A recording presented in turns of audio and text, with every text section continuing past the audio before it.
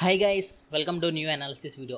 ఈ వీడియోలో మనం స్టాక్ మార్కెట్ ఎలక్షన్స్ టైంలో ఎలా బిహేవ్ చేస్తుంది, లైక్ మార్కెట్ అనేది బయింగ్కి వెళ్ళిద్దా లేకపోతే సెల్లింగ్కి వెళ్ళిద్దా అని చాలామంది కన్ఫ్యూజన్గా ఉంటుంది. కానీ ఏంటంటే మనకి జస్ట్ ర్యాండమ్గా ఏది లాంగ్ స్టాడిల్ తీసుకోండి, ఏది కావాలంటే పుట్ సైడ్ ఒక పొజిషన్, కాల్ సైడ్ ఒక పొజిషన్ తీసుకోండి, ఇలాంటివి కాకుండా ప్రాపర్గా మనం అనాలిసిస్తో ఓకే కన్ఫర్మ్గా మార్కెట్ ఎటు వెళ్ళే ఛాన్స్ ఉంటుంది, దాన్ని బట్టి మనం ఏంటంటే ట్రేడ్ చేయాలి. అంతే తప్పితే మనం ఏంటంటే ర్యాండమ్గా ఎవరో చెప్పేశారని ఒక కాల్ పొజిషన్ ఒక పుట్ పొజిషన్ తీసుకొని మనం ఏంటంటే గ్యామ్లింగ్ అనేది చేయకూడదు. ప్రాపర్ నాలెడ్జ్తో ఓకే.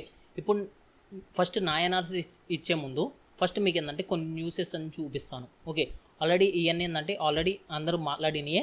ఈ న్యూస్ బట్టి మార్కెట్ అనేది ఎలా బిహేవ్ చేసిద్ది, ఓకే, దాని తర్వాత నా అనాలిసిస్ కూడా మీకు ఇస్తాను. ఓకే, ఫస్ట్ వచ్చేసరికి ఫస్ట్ ఈ చార్ట్ అనేది పక్కన పెడతాం కాసేపు. ఓకే, ఫస్ట్ ఏంటంటే మనకి ఈ న్యూస్ చూసిన తర్వాత ఏది కొంతమంది చెప్పినాయి. ఓకే, వీళ్ళందరూ ఏంటంటే ఎవరో కాదు, వీళ్ళందరూ ఒక top most peoples. Okay, top most analysis కానీ లేకపోతే వీళ్ళందరూ చెప్పిన న్యూస్ బట్టి మనకేంటంటే మార్కెట్ ఎలా బిహేవ్ చేసిద్దో ఒక ఐడియా అనేది వచ్చింది. దాని తర్వాత మనం ఏంటంటే చార్ట్ అనాలిసిస్ బట్టి మనకేంటంటే ఎక్కడి వరకు బయింగ్కి వెళ్ళే ఛాన్స్ ఉంటుంది, ఒకవేళ ఎక్కడి నుంచి సెల్లింగ్ వచ్చే ఛాన్స్ ఉంటుంది, ఎంత పర్సెంట్ మూవ్ అయింది, ఇదంతా కవర్ చేద్దాం. ఓకే, ఫస్ట్ వచ్చేసరికి మన ఫైనాన్స్ మినిస్టర్ నిర్మలా సీతారామన్ గారు చెప్పింది ఏంటంటే ఇదిగోండి ఇక్కడ చూడండి, మనకేంటంటే 4th జూన్ రిజల్ట్స్ రాగానే మార్కెట్ అనేది మంచి బుల్లిష్ మార్కెట్గా అయింది. అంటే ఏంటంటే ఆల్రెడీ వీళ్ళ దృష్టిలో ఏంటంటే కన్ఫర్మ్ బీజేపీకే విన్ అయింది అని ఒక కాన్ఫిడెన్స్ అనేది ఉంది. సో దాన్ని బట్టి ఏంటంటే ఒక్కసారి మీకు ఏంటంటే ఈ బీజేపీ అనేది విన్ అయితే ఎందుకు మార్కెట్ పైకి వెళ్ళిద్ది అంటే, ఎందుకంటే స్టేబుల్ గవర్నమెంట్ ఉంటుంది.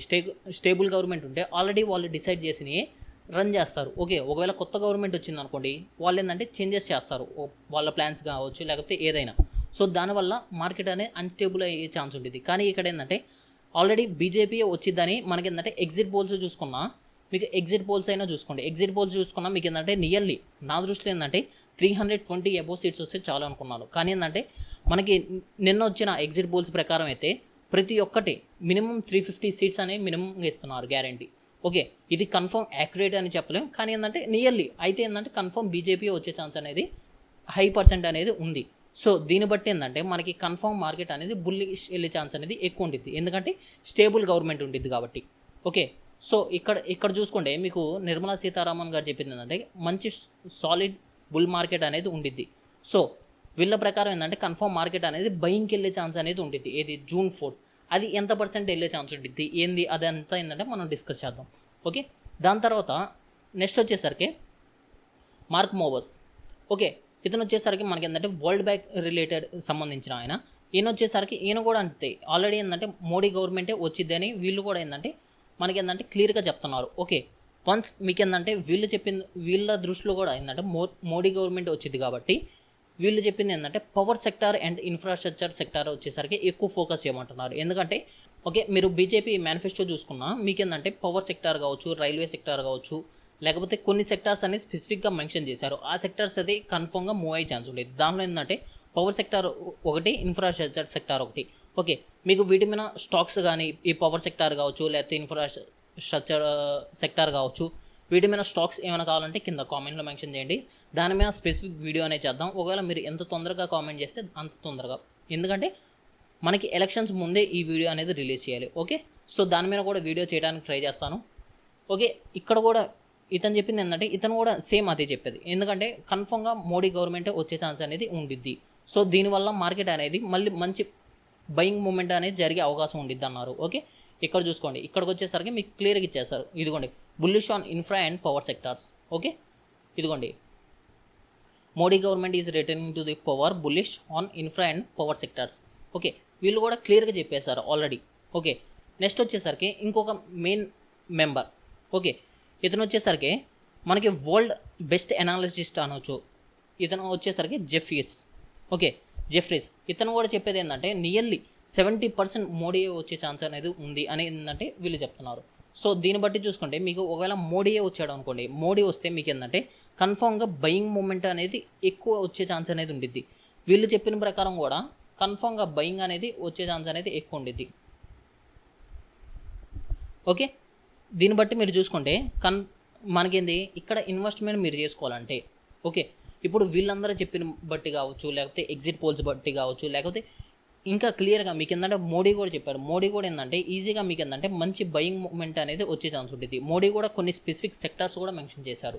ఓకే, లైక్ డిఫెన్స్ కావచ్చు, ఇన్ఫ్రాస్ట్రక్చర్స్ కావచ్చు, లేకపోతే ఇంకా ఏంటంటే మీకు రెన్యూబుల్ ఎనర్జీ కావచ్చు, సోలార్ ఎనర్జీ కావచ్చు, వీటన్నిటి మీద ఏంటంటే క్లియర్గా మెన్షన్ చేశారు విత్ స్పెసిఫిక్ సెక్టార్స్, ఇది స్పెసిఫిక్ స్టాక్స్ నేమ్స్ కూడా మోడీ అయితే చెప్పారు. సో అవి అయితే ఇంకా బాగా పర్ఫామ్ చేసే అవకాశం అనేది ఎక్కువ ఉండేది. సో మీకు ఏంటంటే ఆ స్టాక్స్ రిలేటెడ్ మీకు వీడియో కావాలంటే కింద కామెంట్లో మెన్షన్ చేయండి. ఓకే, దీని తర్వాత దీన్ని బట్టి మీకు ఏమర్థమైందంటే మార్కెట్ అనేది కన్ఫామ్గా మనకి ఏంటంటే బయింగ్ వెళ్ళే ఛాన్స్ అనేది ఎక్కువ ఉండిద్ది. ఎందుకంటే మీకు ఏంది ఒక స్టేబుల్ గవర్నమెంట్ అనేది వస్తుంది. సో స్టేబుల్ గవర్నమెంట్ వస్తే మార్కెట్ అనేది యాజ్ ఇట్ ఈస్ అంటే ఏంటంటే అంత ప్యానిక్ అయ్యే సిచ్యువేషన్ అనేది ఉండదు. ఇప్పుడు ఎవరు ఎక్కువ ప్యానిక్ అవుతారంటే మీరు ఎఫ్ఐ డేటా అవి చూసుకుంటే మీకు ఏంటంటే ఎఫ్ఐస్ మొత్తం ఏంటంటే షార్ట్ పొజిషన్స్ తీసుకున్నారు. ఓకే, సో ఈరోజు వచ్చిన ఎగ్జిట్ బోల్స్ ప్రకారం మీరు చూసుకుంటే మీకు ఏంటంటే కన్ఫామ్గా అక్కడ ఏంటంటే వాళ్ళు ప్యానిక్ సిచ్యువేషన్ అనేది వచ్చింది. ఓకే, సో వాళ్ళ ప్యానిక్ సిచ్యువేషన్స్ బట్టి నాకు తెలిసినంతవరకు రేపు మండే వచ్చేసరికి ఈజీగా 1 to 2% అనేది ఈజీగా గ్యాప్ అప్ అనేది ఓపెన్ అయ్యే ఛాన్స్ ఉంటుంది అనుకుంటున్నాను. ఒకవేళ అలాగ మనకి ఏంటంటే గ్యాప్ అప్ అయితే మాత్రం మీకు కన్ఫామ్గా బయింగ్ మూమెంట్ ఫస్ట్ కొంచెం సెల్లింగ్ వచ్చినా మళ్ళీ తర్వాత బయింగ్ మూమెంటే మళ్ళీ స్టార్ట్ అయింది. ఎందుకంటే మళ్ళీ మీకు ఏంటంటే ట్యూస్డేనే result. Okay, Tuesday result nearly మీకు ఏంటంటే ఇంత రావాల్సిన అవసరం, ఎందుకంటే ఒక 323 ఇది 330 340 అబోవ్ ఉంటే సీట్స్ బీజేపీ కన్ఫామ్గా మనకి ఏంటంటే confirm 4th June and 5th June confirm buying జరిగే అవకాశం అనేది ఎక్కువ ఉంటుంది. ఎందుకంటే మీరు పాస్ట్ ఎలక్షన్స్ టైంలో కూడా మీరు డేటా చూసుకుంటే నేను పాస్ట్ ఎలక్షన్స్ కూడా నేను ఏంటంటే ట్రాక్ చేశాను. ఓకే, ఎలక్షన్స్ ఒకవేళ వాళ్ళు విన్ అయితే ఎంత పర్సెంట్ అప్ అయ్యే ఛాన్స్ ఉండేది, ఒకవేళ వాళ్ళు ఫెయిల్ అయితే ఎంత పర్సెంట్ డౌన్ అయ్యే ఛాన్స్ ఉండేది. దాని ప్రకారం చూసుకుంటే మీకు ఏంటంటే స్టేబుల్ గవర్నమెంట్ అంటే ఏంటంటే సపోజ్ ఇప్పుడు మీరు 2004 ఆ టైంలో తీసుకున్నా మీకు కాంగ్రెస్ ఉంది. ఓకే, 2014 కావచ్చు, 2009 కావచ్చు, ఈ టైంలో ఏంటంటే కాంగ్రెస్ ఉంది. ఓకే, అప్పుడు చూసుకున్నా మీకు ఏంటంటే కాంగ్రెస్ ఉన్నప్పుడు stable government, next stable government వస్తే కన్ఫామ్గా మీకు ఏంటంటే 2% అనేది బయింగ్ అనేది జరిగింది 2019 వచ్చేసరికి. నెక్స్ట్ 2014 వచ్చేసరికి 2019 కావచ్చు, లేకపోతే మొన్న లాస్ట్ ఎలక్షన్స్ అప్పుడైనా చూసుకోవచ్చు. ఓకే, ఇప్పుడు ఎలక్షన్స్ కూడా నాకు తెలిసినంతవరకు ఈజీగా 3 to 4% అనేది నేను ఏంటంటే మంచి బయింగ్ అనేది ఎక్స్పెక్ట్ చేస్తున్నాను. ఓకే, సో దాన్ని బట్టి చూసుకుంటే మీకు ఏంటంటే ఈజీగా మీరు ఆల్రెడీ చూసుకోండి ఇక్కడ వచ్చేసరికి మీకు కొంచెం ప్రాఫిట్ బుకింగ్ అనేది జరిగింది. ఓకే, ఇక్కడ ఈ చార్ట్స్ ప్రకారం చూసుకుంటే మీకు ఇక్కడ కొంచెం ప్రాఫిట్ బుకింగ్ అనేది జరిగింది. సో దీన్ని బట్టి చూసుకుంటే మీకు ఒకవేళ రేపు ఇక్కడ నుంచి ఒకవేళ బయింగ్ అనేది స్టార్ట్ అయింది అనుకోండి, నాకు తెలిసినంత వరకు మీకు 22,650 అబోవ్ ఉంటే మాత్రం కన్ఫామ్గా ఇంకా మనకి ఏంటంటే మార్కెట్ అనేది బయింగ్ ర్యాలీ అనేది జరిగింది. ఓకే, దీనిలో కూడా మీకు ఏంటంటే కొన్ని స్పెసిఫిక్ సెక్టార్స్ అనేవి ఉన్నాయి. ఆల్రెడీ నేను ఏంటంటే ఒక 30K వరకు ఆల్రెడీ నేను ఏంటంటే మొన్న ఫ్రైడే అనేది ఇన్వెస్ట్ చేశాను. సో నెక్స్ట్ ఒకవేళ మండే కూడా ఇలాగే ఉంటే ఇంకో 20K అనేది నేను ఏంటంటే ఇన్వెస్ట్ చేయడానికి రెడీగా ఉంది. ఓకే, ఇంకా నా దగ్గర ఏంటంటే కొంత అమౌంట్ కూడా ఉంది ఇన్వెస్ట్మెంట్ కావచ్చు. ఇది వచ్చేసరికి నేను జస్ట్ ట్రేడింగ్ కోసం ఒక 30K అనేది ఆల్రెడీ ఇన్వెస్ట్ చేశాను. దానిలో 2 స్టాక్స్ ఉన్నాయి, ప్లస్ ఏంటంటే నిఫ్టీ అండ్ బ్యాంక్ నిఫ్టీలో కూడా కొంచెం అమౌంట్ అనేది ఇన్వెస్ట్ చేశాను. సో ఒకవేళ మీకు దాని అనాలిసిస్ కావాలన్నా మీరు ఏంటంటే కింద డిస్క్రిప్షన్లో టెలిగ్రామ్ లింక్ అనేది ఉంటుంది, దానిలో మీరు ఏంటంటే జాయిన్ అవ్వండి. దానిలో ఏంటంటే మీకు అప్డేట్స్ అనేవి ఇస్తాను, ఎలక్షన్స్ కావచ్చు, లేకపోతే ఏమైనా స్టాక్స్ ఇన్వెస్ట్ చేసుకోవాలన్నా, లేకపోతే స్పెసిఫిక్ స్టాక్స్ గురించి వాటి గురించి మీకు ఏమైనా డౌట్స్ అలాంటివి ఉన్నా మీరు ఏంటంటే కింద కామెంట్లో మెన్షన్ చేయండి. మీకు ఏంటంటే కుదిరితే వీడియో చేస్తాను, లేకపోతే టెలిగ్రామ్లో మీకు ఏంటంటే మెసేజ్ అనేది పెడతాను. ఓకే, ఇప్పుడు మీకు రేపు మండే అనాలిసిస్కి వచ్చేసరికి ఇక్కడ మనకేంటంటే నేను ఎక్స్పెక్ట్ చేసేది ఏంటంటే ఆల్రెడీ ఈ ఎగ్జిట్ పోల్స్ వల్ల మీకు ఏంటంటే ఎఫ్ఐస్ వీళ్ళందరూ ఏంటంటే ఆల్రెడీ సెల్లింగ్ పొజిషన్ తీసుకున్నారు కాబట్టి వీళ్ళందరూ ఏంటంటే ప్యానిక్ అయ్యే ఛాన్స్ ఉంటుంది. సో ఈ ప్యానిక్ అవ్వడం వల్ల వాళ్ళందరూ ఏంటంటే వాళ్ళ పొజిషన్స్ క్లోజ్ చేసుకునే అవకాశం అనేది ఎక్కువ ఉండేది. సో దానివల్ల నేను ఏంటంటే కన్ఫామ్గా బయింగ్ అనేది జరిగిద్దని నేను ఎక్స్పెక్ట్ చేస్తున్నాను.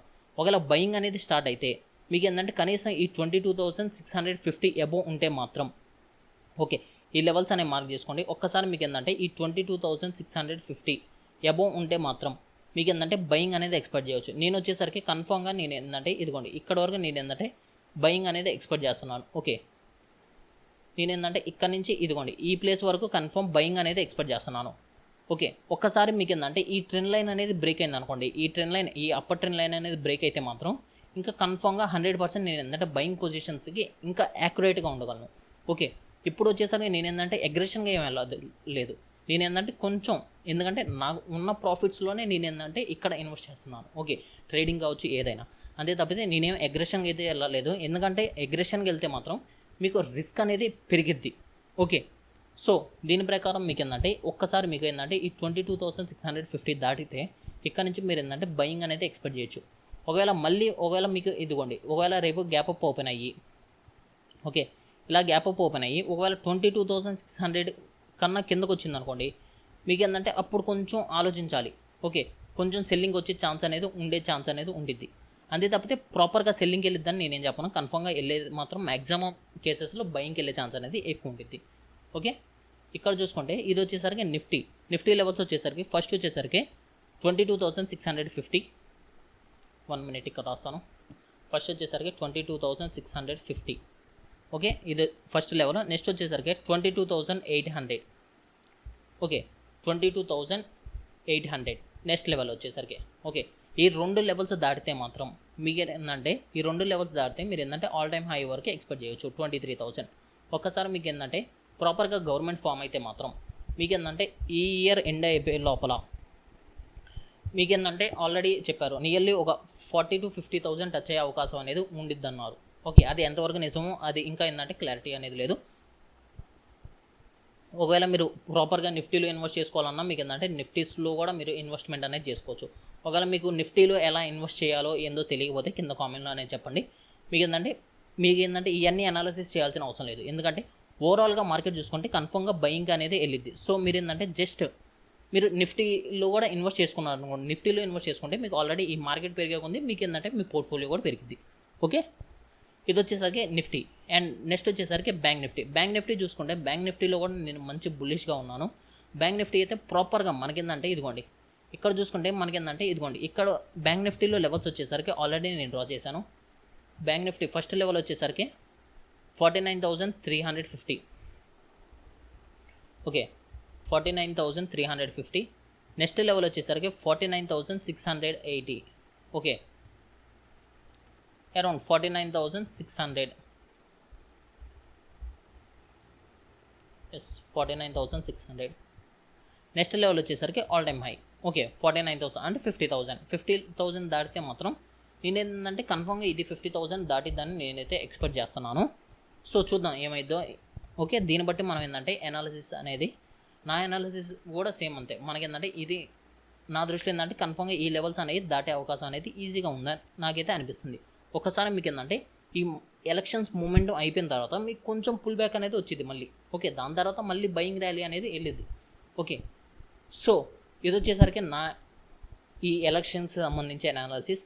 ఒకవేళ మీకు ఏమైనా డౌట్స్ కానీ ఇంకా మీకు ఏమైనా డౌట్స్ కావచ్చు, లేకపోతే ఏమైనా క్వశ్చన్స్ అలాంటివి ఏమైనా ఉంటే కింద కామెంట్లో మెన్షన్ చేయండి. ఒకవేళ వీడియో నచ్చితే లైక్ చేయండి. ఎవరైనా ఛానల్ సబ్స్క్రైబ్ చేసుకోండి. Thanks for watching. బాయ్.